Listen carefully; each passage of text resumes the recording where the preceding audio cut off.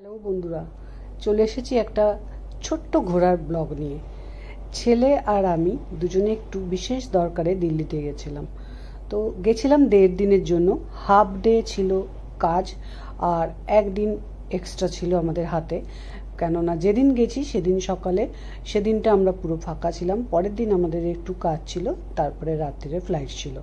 সেই কারণে আমরা ভাবলাম একটা দিন যে আমরা হাতে পেলাম, ওয়েস্ট না করে চলে গেলাম আমরা একটু ছেলে আর মা মিলে দিল্লি ট্যুরে। আমরা প্রথমে এয়ারপোর্টে নেমে দেখলাম ওখানে মেট্রো লেখা আছে, মেট্রো। তো আমরা যেদিকে যাব সেদিকার মেট্রো খোঁজ করে এবং নিচে নেমে ওখান থেকে এয়ারপোর্ট থেকে সমস্ত সুন্দর করে গাইড করে দিল। আমরা নিচে এয়ারপোর্ট থেকেই লিফটে নেমে টিকিট কাটলাম অনলাইনে, এই যে কিউআর কোড দিয়ে টিকিটটা কেটে, তারপরে 2টো টিকিট কেটে আমরা চলে গেলাম আমাদের গন্তব্যস্থলে। এবং সেখানে গিয়ে আমরা একটা বৃন্দাবন গেস্ট হাউস ভাড়া করেছিলাম, অনলাইনেই মা ছেলে মিলেই দেখে ভাড়াটা করেছিলাম। আর একটু ভয় পাচ্ছিলাম কেমন হবে, দিল্লির মতন শহরে হোটেলটা কেমন পাবো, কিন্তু সত্যিই বলবো কি, হোটেলটা এত ভালো ছিল এবং ব্যবহার এত ভালো ছিল, খুব ভালো লাগলো। এবং আমরা হোটেলে চেকিং করে একটু স্নান টান করে বেরিয়ে পড়লাম ঘোরার জন্য। কোনো গাড়ি ভাড়া করিনি, ওখানে উবের অটো চলে, কাজেই উবের চলে। তো সেই কারণে আমার ছেলের এক বন্ধু হয়েছে দিল্লিতেই, অনলাইন বন্ধু, ও বলেছিল এই জায়গাটা প্রধানমন্ত্রী সংগ্রহালয়। তো ও সেই কারণে আমাদের হোটেল থেকে 105 টাকা ফার্স্ট অটো ভাড়া করলাম এবং আমরা চলে গেলাম প্রধানমন্ত্রী সংগ্রহালয়। সত্যি বন্ধুরা, তোমরা যদি দিল্লিতে যাও, এই জায়গাটা যদি না দেখে থাকো এখনো, তাহলে কিন্তু এটা দেখে এসো। এত সুন্দর, আমাদের ভীষণ ভালো লেগেছে। প্রথমে যে হলটাতে ঢুকলাম সেটা বিশাল বড় হল এবং সেখানে অনেক পার্ট বাই পার্ট, অনেক জায়গা এবং অনেক রুম, এক্সিবিশন রুম। একটা রুম ছেড়ে আর একটা রুম, আর একটা রুম ছেড়ে আর একটা রুম, যেমন আমাদের সব জায়গায় মুর্শিদাবাদে আছে এক্সিবিশন, এরকম নানান জায়গায় এক্সিবিশন রুম আছে। তাই এখানে প্রধানমন্ত্রীর সংগ্রহালয়, মানে প্রধানমন্ত্রীর সমস্ত এক্সিবিশনগুলো এখানে আছে। এইটা বিল্ডিংটা পুরো ঘুরে ঘুরে দেখতে আমাদের ঘন্টাখানেক লেগে গেল। প্রধানমন্ত্রী দেশ বিদেশ থেকে যেসব উপহার পেয়েছেন, তারপরে প্রধানমন্ত্রী থাকার জায়গা, আগের প্রধানমন্ত্রী জওহরলাল নেহরু, ইন্দিরা গান্ধী, এদের যে থাকার জায়গা, বেড এখনো পর্যন্ত ওরা সংগ্রহ করে রেখে দিয়েছে। সমস্ত প্রধানমন্ত্রীর সমস্ত ব্যবহৃত জিনিস সবারটা এইভাবে ওরা সুন্দর করে সাজিয়ে রেখে দিয়েছে এই সংগ্রহালয়ে। আর এখন মোদিজি যা যা গিফট পেয়েছেন সেসব গিফটও সুন্দর করে সাজিয়ে রেখেছে এবং এগুলো সবই গোল্ডের। তো দেখতে খুব ভালো লাগছিল। কিছুটা ফটো তুলে ভিডিও করে তোমাদের সাথে তাই আমি শেয়ার করছি।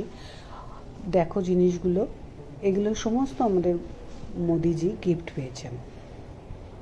গিফটেড আইটেমগুলো এত সুন্দর এবং এত সুন্দরভাবে ওরা সুন্দর করে রেখেছে, খুব ভালো করে রেখেছে সংগ্রহালয়। তা আমরা এটা দেখতে দেখতে খুব মজা পাচ্ছিলাম, এই কারণে একটু ভিডিও করলাম। আর ভিডিও করে সেগুলো তোমাদের সাথে শেয়ার করব, এটাই আমার ইচ্ছা। ভিডিও করে তো আর ক্যামেরা বন্দি করে রেখে দিয়ে কোনো লাভ নেই। দেখো এই যে সোনার জিনিসগুলো কি সুন্দর, অশোক স্তম্ভ, তারপরে আরেকটা ঠিক বোঝা যাচ্ছে না, আমি দেখেছি যখন তখন দেখেছিলাম, খুব ভালো জিনিসগুলো, রূপোর জিনিস, সোনার জিনিস। একটা তাল গাছ দেখার মতন, সোনার তাল গাছ, তোমাদের সেটাও দেখাচ্ছি। তারাও দেখো ফ্লাওয়ার ভাস, দারুণ দারুণ জিনিস, দারুণ দারুণ। এই একটা শোপিস, এরকমভাবে অনেক শোপিস, চায়ের পট, চায়ের কাপ, কেটলি। চায়ের কাপগুলো খুব কিউট, ছোট্ট ছোট্ট, এত সুন্দর জিনিসগুলো, মানে সেই কারণে আমি আমার হাতকে রুখতে পারলাম না, একটু ভিডিও করেই ফেললাম। এইগুলো দেখে আমরা যাব পরের আরেকটা রুমে, এবার পরপর এইভাবে অনেকগুলো রুম ছিল এবং সেগুলোতে ভ্যারাইটিস জিনিস রাখা ছিল যেগুলো মোদিজি পেয়েছেন সেইগুলো। এবং তার সাথে লেখা রয়েছে উনি এগুলো কোথা থেকে পেয়েছেন, কিন্তু লেখাগুলো এতটাই ছোট সেই কারণে আমি খুব ভালো করে তোমাদের সাথে শেয়ার করতে পারলাম না লেখাগুলো যে কোথা থেকে কি পেয়েছেন। এরপরে বেরিয়ে এলাম, বেরিয়ে এসে আরেকটা সাইডে দূর থেকে দেখতে পাচ্ছ যে বিল্ডিংটা, এটা তো অসাধারণ, মানে না যে দেখবে সে এটার ব্যাপারটা বুঝতেই পারবে না, সেই কারণে তাও তোমাদের সাথে একটু শেয়ার করছি। ওখান থেকে খানিকটা গিয়ে এগিয়ে যেতে হবে এবং তারপরে ওই বিল্ডিংটা শুরু হয়েছে। এই জায়গাটাও খুব সুন্দর। ওই বিল্ডিংটা থেকে বেরিয়ে আমরা চললাম আরেক বিল্ডিংয়ের দিকে এবং ওই বিল্ডিংয়ের ভেতরে আছে নানান রকমের শো। এই শোয়ের জন্য টিকিট এন্ট্রি ফি সাথে কেটে নিতে হয় চয়েস করে।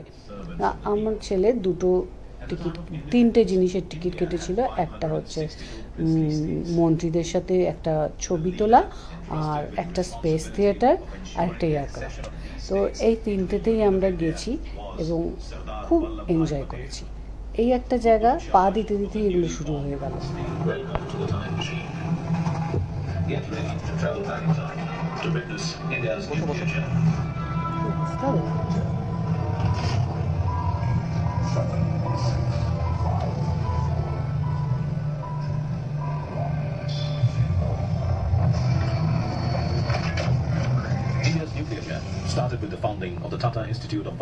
এটা দেখা শেষ হলে আমরা এগিয়ে যাব পরের জায়গায়।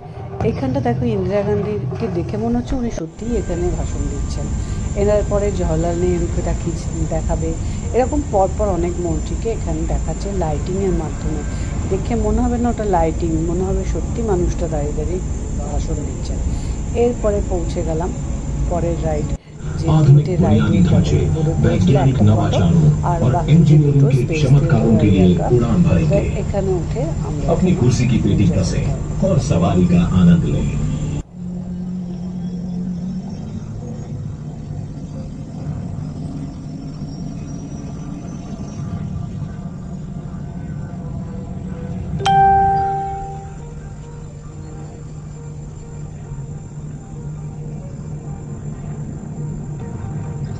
দেখছো কি সুন্দর, এগুলো কিন্তু কোনোটাই আসল নয়, সমস্তটাই নকল, কিন্তু দেখে মনে হচ্ছে যেন আসল জায়গা দিয়েই আমরা উড়ে যাচ্ছি। 9.15 किलोमीटर लंबाई के साथ भारत का सबसे लंबा स्थायी बीम पुल है।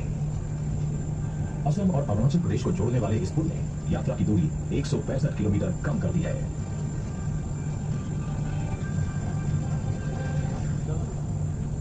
ফার্স্ট সিটটা অন্য লোক নিয়ে নিয়েছিল, ফার্স্ট সিটটা পাইনি, পেলে আমি আরও ভালো করে ভিডিওটা করতে পারতাম।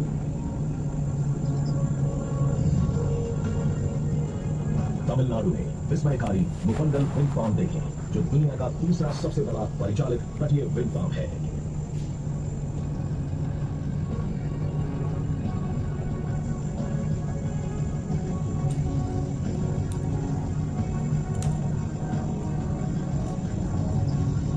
তোমরা এরকম ধরনের শো অনেক জায়গাতেই দেখেছো, এমন কিছু নতুন কিছু না, কিন্তু জায়গাটা খুব ভালো করেছে, সেই জন্যই আমি ভিডিও করে তোমাদের সাথে শেয়ার করছি। জায়গাটা খুব ভালো লেগেছে এবং রাইডসগুলোও খুব ভালো লেগেছে আমার ছেলের আর আমার দুজনেরই।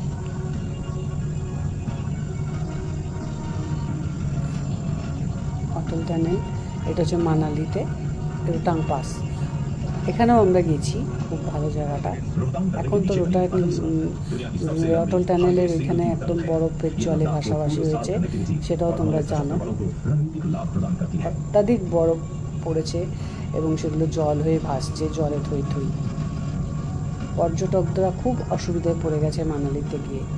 भारत की तटरेखा की क्षमता को समक्ष लाने वाली ये सागरमाला परियोजना है, जो तटीय नौवहन और अंतर्देशीय जलमार्गों के 14,500 किलोमीटर नौगम्य जलमार्गों के पत्तनों की विकासोन्मुखी है।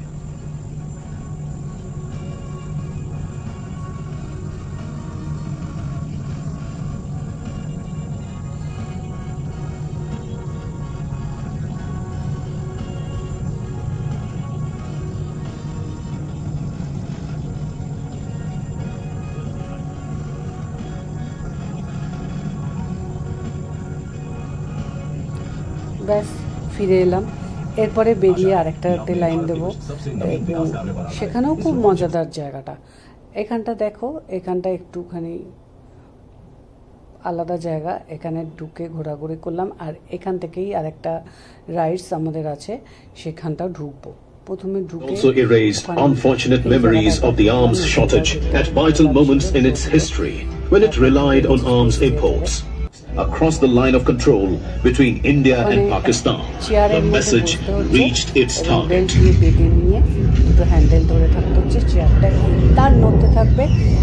Prime Minister Modi has summed up India's defense policy in succinct sentences. Now,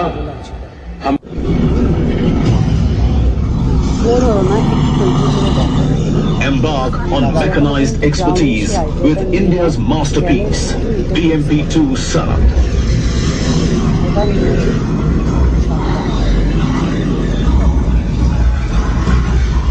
This versatile infantry carrier vehicle wields a 30mm automatic cannon. Like and challenges, they protect our lofty peaks from enemies. Explore indigenous prowess with immediate support. বেরিয়ে আমাদের next target হচ্ছে অক্ষরধাম। অক্ষরধাম স্বামীনারায়ণ মন্দির। আমাদের কলকাতায় diamond হারবারের ওইখানে একটা স্বামীনারায়ণ মন্দির আছে, অনেক জায়গাতেই আছে স্বামীনারায়ণ মন্দির। তো এই দিল্লিতে যেটা আছে সেটার নাম অক্ষরধাম, এবং আমাদের কলকাতায় যেটা আছে তার 4 গুণ বড়। হেঁটে একদিনে কভার করে শেষ করে আসতে পারবে না। কিন্তু একটাই মুশকিল, এখানে না ব্যাগ নিয়ে ঢুকতে দেয়, না ক্যামেরা নিয়ে ঢুকতে দেয়। একটা বিতিকিচ্ছিরি ব্যাপার, মানে লাস্টে পার্সটা শুধু হাতে দিয়ে দেয়, কেননা ভেতরে গিয়ে তো খরচা করতে হবে, তা না তো ওদের আর বিজনেস হবে কী করে। সেই কারণে পার্সটা বাদে সমস্ত কিছু ওরা নিয়ে নেয়, বড় ব্যাগ থাকলে নিয়ে নেবে, সব নিয়ে নেবে। অক্ষরধাম দেখলাম, কোনো ভিডিও তোমাদের সাথে শেয়ার করলাম না। এরপরে আমরা আবার আরেকটা দিকে চলে গেলাম, সেটা হলো কুতুব মিনার। কুতুব মিনারে গিয়ে সেখানে হাঁটাহাঁটি করে ঘোরাঘুরি করে একটু ছবি টবি তুললাম। দেখো কুতুব মিনারটা তোমাদেরকে দেখাচ্ছি, কুতুব মিনারের চারদিকটা। এই হচ্ছে কুতুব মিনারের ভেতরে ঢোকার পর এই বিল্ডিংগুলো। আগে আমরা অনেক বছর আগে গিয়েছিলাম, তখন এই বিল্ডিংগুলো ভগ্নপ্রায় ছিল। এগুলোকে মানে অ্যাটমসফিয়ারটা এরকম রেখে, অ্যাটমসফিয়ারটা এমন রেখেছে যেন ভগ্ন ভগ্ন, কিন্তু এটাকে কিন্তু সারানো হয়েছে, রিপেয়ার করা হয়েছে। তারপরে ওখান থেকে বেরিয়ে আবার অটো করে আরেকটা অটো ভাড়া করলাম, সেখান থেকে চলে গেলাম ইন্ডিয়া গেটে। ইন্ডিয়া গেটে যেহেতু আমরা রাতে ফ্লাইট ধরবো, পরের দিনে এই ট্যুরটা করছি ইন্ডিয়া গেটে, তো সেই কারণে আমাদের পিঠে ব্যাগ, আমার হাতে বক্স, দুজন মিলে মা ছেলেতে ঘোরাঘুরি করছি বাক্স লাগেজ হাতে নিয়ে। তারপরে ইন্ডিয়া গেট দেখার পর একটা অটো ভাড়া করা হলো 250 টাকা দিয়ে।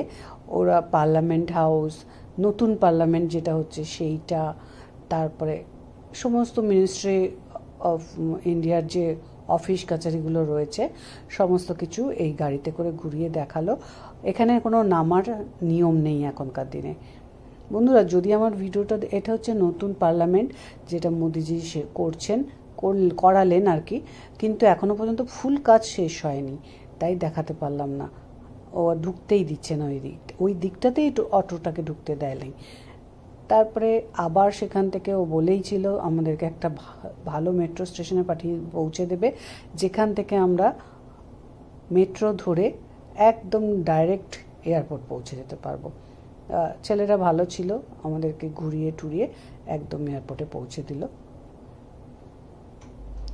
এয়ারপোর্টে পৌঁছে আমরা অনেকক্ষণ আগে এয়ারপোর্টে পৌঁছেছি, সারাদিন ঘুরেছি। সেকেন্ড ডেতেও, প্রথম দিন তো কিছুটা ঘুরেছিলাম, ঘুরে রুমে গিয়েছিলাম, তারপরে আবার সেকেন্ড দিনও ঘুরলাম, ঘুরে এয়ারপোর্ট পৌঁছে গেলাম এবং ফ্লাইট